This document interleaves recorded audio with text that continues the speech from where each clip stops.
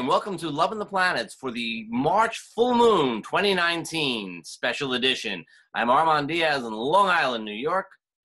And I'm Margaret Gray in Dublin, Ireland. Margaret, we have a full moon that happens on the equinox, right on the Aries ingress, right?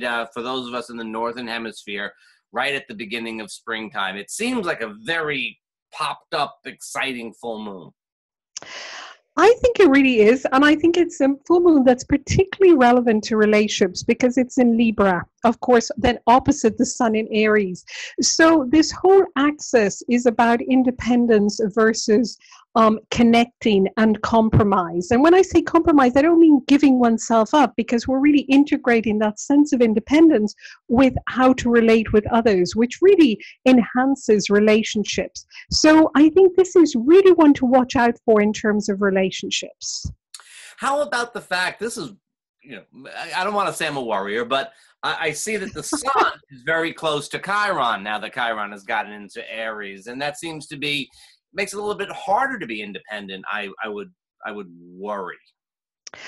I think, my take on Chiron is always that Chiron helps us to understand issues that maybe we want to make some changes to, that we want to integrate in a slightly different way. Chiron is the teacher. So he may come along with this full moon and maybe teach us a little bit more about what parts of us need to be independent and what parts of us maybe are over-independent. And maybe need to learn to connect more with other people. And it's always that dance of interdependence, isn't it? Not falling into codependency and not falling into total separate independence. So this is an opportunity, I think, with Chiron in Aries to find out how can we be ourselves and yet connect with somebody else and allow somebody else to get a little closer to us.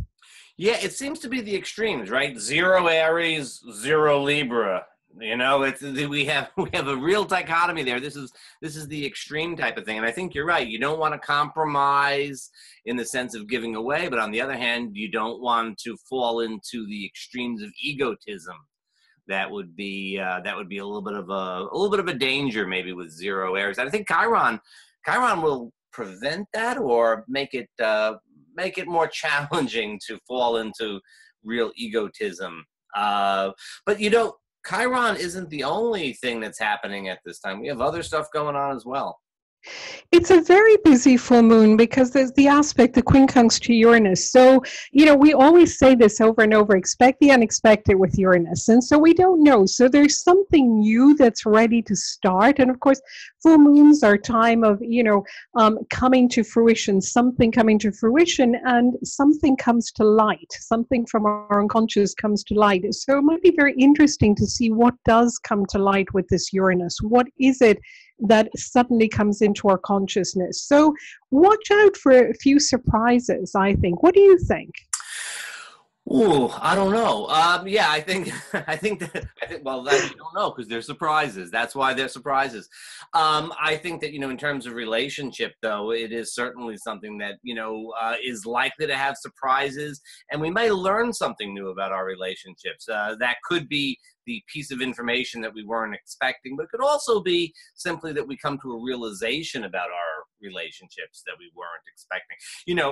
Chiron, I'm just thinking now that Chiron and Uranus have just recently changed signs, and this full moon in its own way winds up highlighting both of them. So we're seeing something new. We're maybe seeing even the same issues from a new perspective.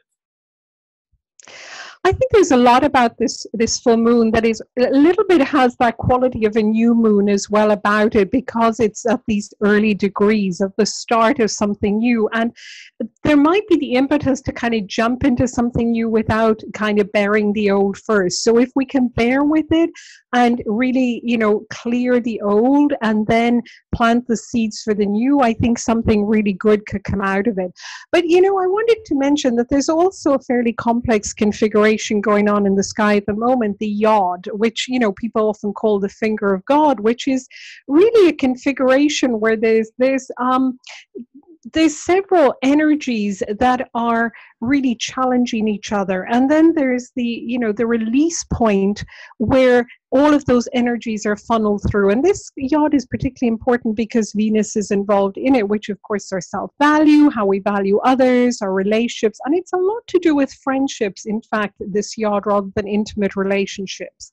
Now, the release point is the Saturn-Pluto, which is the energy we're building up to 2020, which is all about manifesting new structures in our lives and really digging up the old structures that are no longer functional and putting a lot of energy into it, which can bring about a little bit of anxiety because we don't want to let go of the old.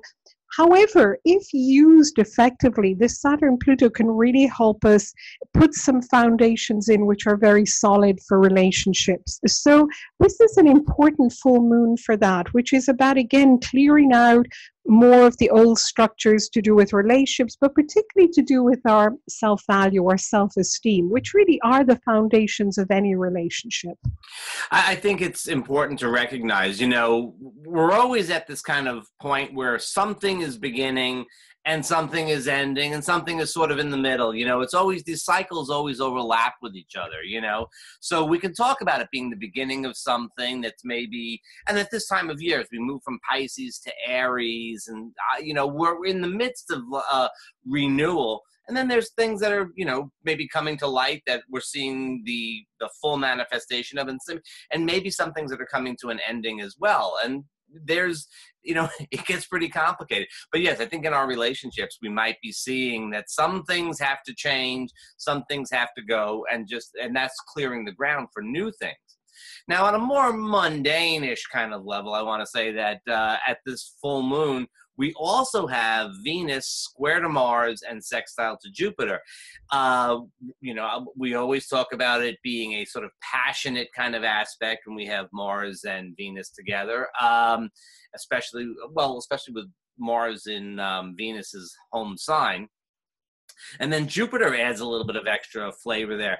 I think it's going to be excitement one way or the other for those who have relationship stuff going on.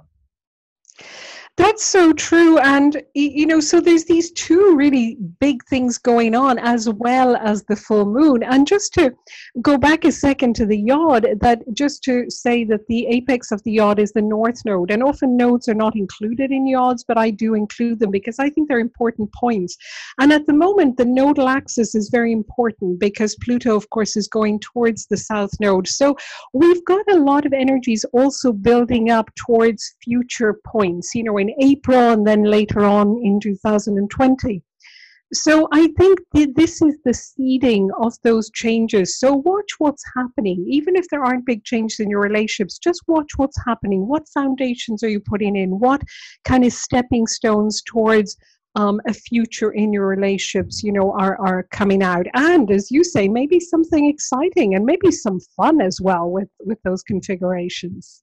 Well, you got to hope, I mean, it's a moon. It is, we have Mars, Venus, and Jupiter all kind of talking to each other. I mean, the sense is that maybe we could get a little bit of fun out of this thing. I mean, at some levels, we may be dealing with some serious stuff. On other levels, you can still go have a good time. And of course, we're going to be having a wonderful time in Portugal. So if anybody happens to be near Lisbon, do come to the fabulous Portuguese Astrology Association Conference, international conference, speakers from all over the world. And we will be doing a talk on relationship astrology. So we certainly look forward to seeing you there.